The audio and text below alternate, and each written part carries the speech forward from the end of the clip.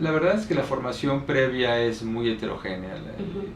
Me han tocado grupos de alumnos en donde es muy difícil poder tratar de uniformar una forma de acción porque son alumnos que traen pues, entornos diferentes y a veces capacidades diferentes. Sin embargo, la idea, por lo menos como yo percibo las cosas, es tratar de ser muy incluyente, de generar mucha interacción, de tratar de romper pues, la barrera del profesor y el alumno y hacerlos mucho interactuar, meterme mucho con ellos en el sentido de preguntarles, de motivarlos, a veces inclusive de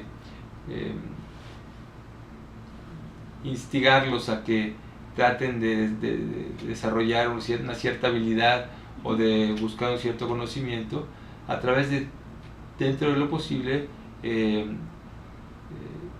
sacar lo mejor de las capacidades que ellos tengan. Ok, como buscar en ellos que ellos solitos empiecen a autorregularse. Sí, creo que la autorregulación es muy, muy importante.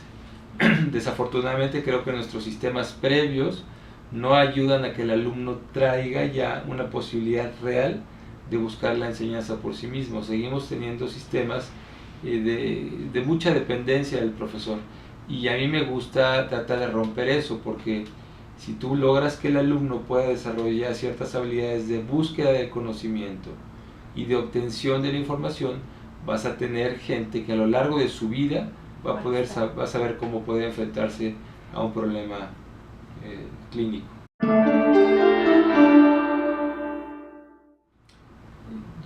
Me costaría mucho trabajo saber quién salió más beneficiado, si los alumnos de mí o yo de los alumnos. La verdad es que siempre que te enfrentas a un grupo, además de tener la posibilidad de transmitir algo de conocimiento, siempre te enfrentas también a las incapacidades que tú puedes ir desarrollando. Pero es una motivación de tratar de buscar que el grupo, cualquiera que éste sea, pueda obtener una experiencia significativa de la interacción contigo. A la vez, los alumnos te enseñan mucho, no solamente aspectos académicos, porque muchas veces ellos tienen conceptos mucho más frescos o posibilidades de obtener información, sobre todo con las nuevas tecnologías, a veces mejor que tú, pero también te ayudan a conocer cuáles son tus limitaciones como docente y a veces inclusive como médico, y entonces tú tienes, de ahí surge tu propia necesidad de buscar cómo subsanar ellas. Claro. Y poder buscar mejorar tus habilidades o tus capacidades docentes y también tus capacidades clínicas para poder enfrentarte a estas situaciones, porque también parte de tu función como médico clínico es enseñar a los pacientes y aprender de lo que ellos te dan.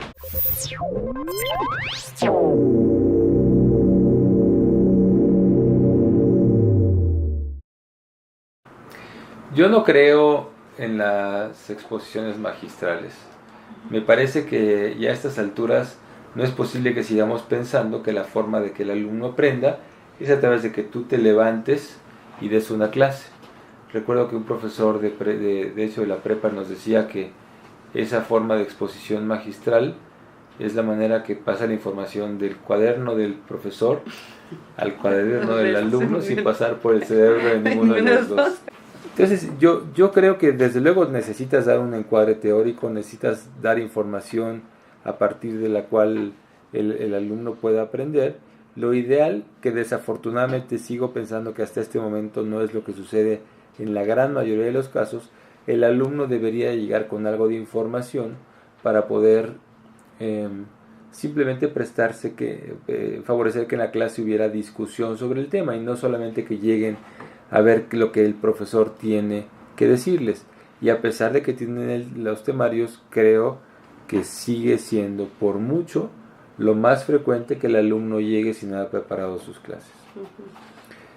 Pero aún tomando eso, creo que hay dos maneras en las cuales puedes involucrar al alumno con la formación. La primera de ellas, y es algo que yo intento hacer mucho, es meterte mucho con el alumno.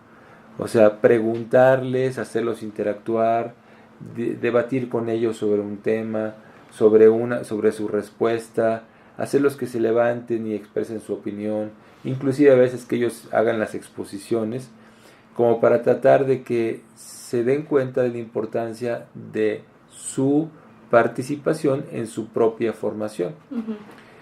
Y la otra parte, por lo menos en medicina, creo que es muy importante, tanto en el aspecto de la enseñanza médica en pregrado y mucho más en posgrado, es el trabajo de complementación práctica, es decir, el trabajo clínico.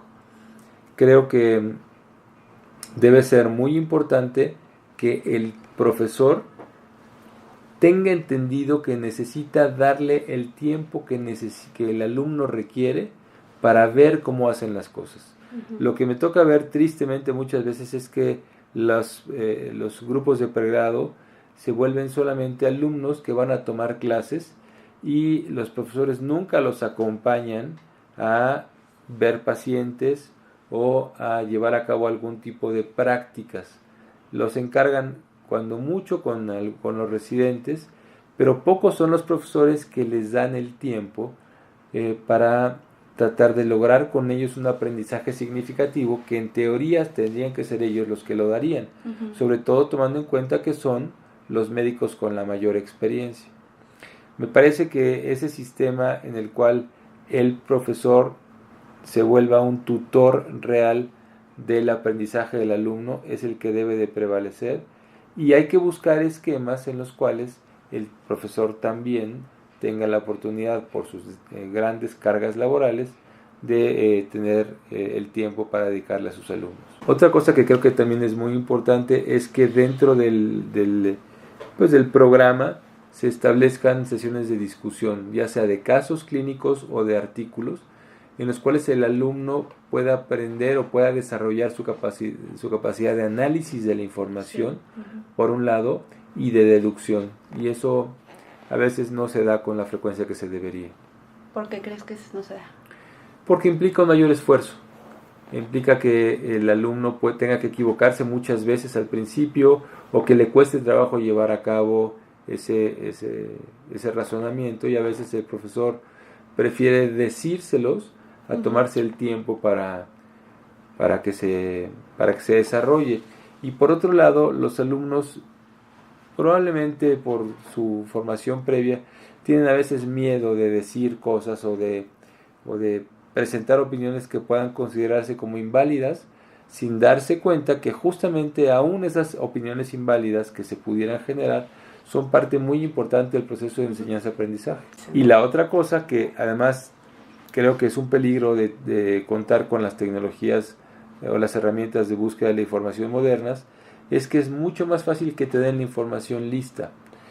Cuando tú tienes que aprender a analizarla, primero en lugar a buscarla, luego a analizarla y a defenderla, es un proceso mucho más largo, desde luego mucho más formativo y mucho más enriquecedor, pero que desafortunadamente está en riesgo de irse perdiendo, porque ahora es relativamente sencillo tener la información digerida y ya analizada por expertos de las áreas. Sin embargo, la gran debilidad de eso es que tú, como individuo, vas perdiendo la capacidad de desarrollar esas habilidades.